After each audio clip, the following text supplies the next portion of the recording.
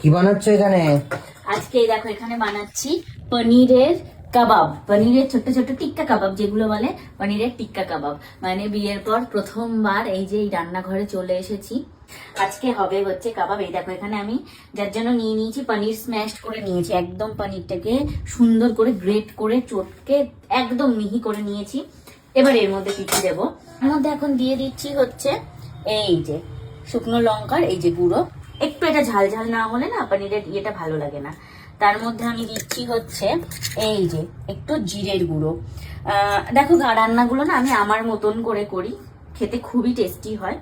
তাই প্লিজ কেউ বলো না এটার মধ্যে এটা কেন দিলে, ওটার মধ্যে এটা কেন দিলে, কারণ রান্নাটা আমি আমার মতন করে করি। রান্না আমার কাছে টেস্ট হওয়া নিয়ে কথা। এই কথার মধ্যে চলে গেল এখানে ধনে গুঁড়ো। হ্যাঁ, জিরের গুঁড়ো গেল, ধনের গুঁড়ো গেল, আর হচ্ছে শুকনো লঙ্কার গুঁড়ো গেল। এই তিনটে গুঁড়ো গেল। হলুদেতে আমি দেবো না, কারণ কালারটা এরকম হোয়াইট কালারই রাখবো। একটুখানি এই যে দিয়ে দিচ্ছি 1 চামচ মতন এই যে গরম মশলার গুঁড়ো।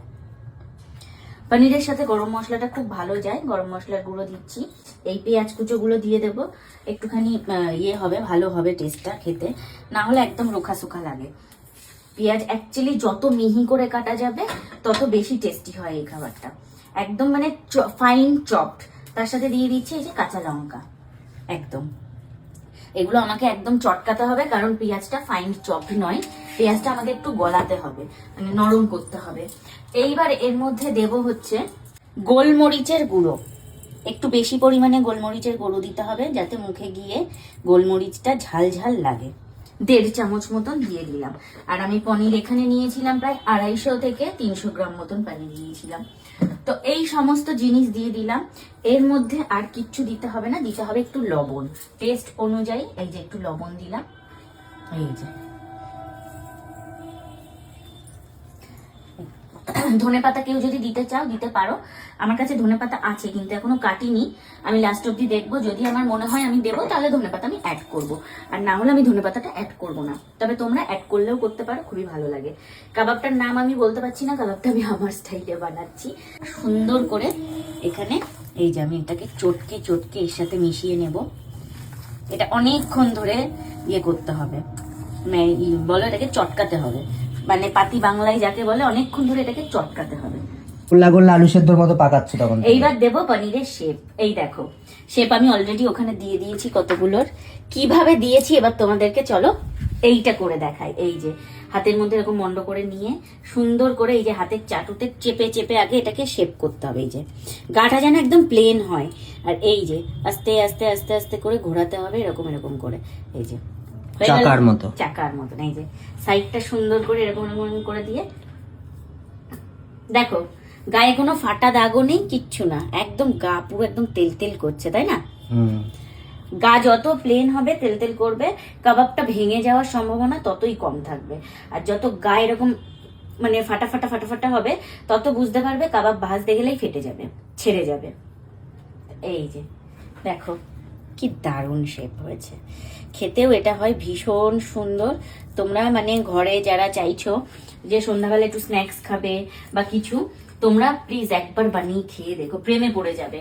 এই যে বানিয়ে দিলাম। তো চলো এইবার এইগুলোকে আমি সুন্দর করে এই যে এইরকম একটা প্যানে দেবো, এইরকম একটা প্যানে দিয়ে হালকা বাটারে জাস্ট এপাশ ওপাশ করে টস করব। বাহ, এই তো সুন্দর হয়ে গেছে দেখছি। জাস্ট হালকা একটু বাটার দিয়ে একে একে এই যে সুন্দর করে সাজিয়ে দিয়েছি। এই দেখো এক পিঠ এপিট ওপিট করে জাস্ট ভেজে নিতে হবে, আর কিচ্ছু কাজ নেই।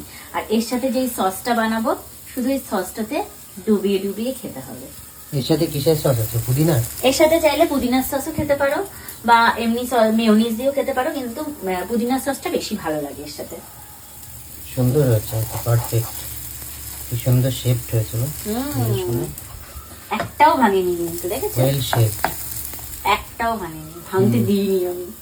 এই দেখো জাস্ট ধরে ধরে সুন্দর করে।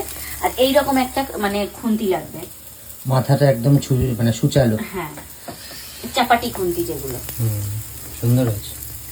এই যে একটু এরকম করে করে ভেজে নিতে হবে, এপিট ওপিট করে দাঁড়িয়ে থেকে ভাজতে হবে।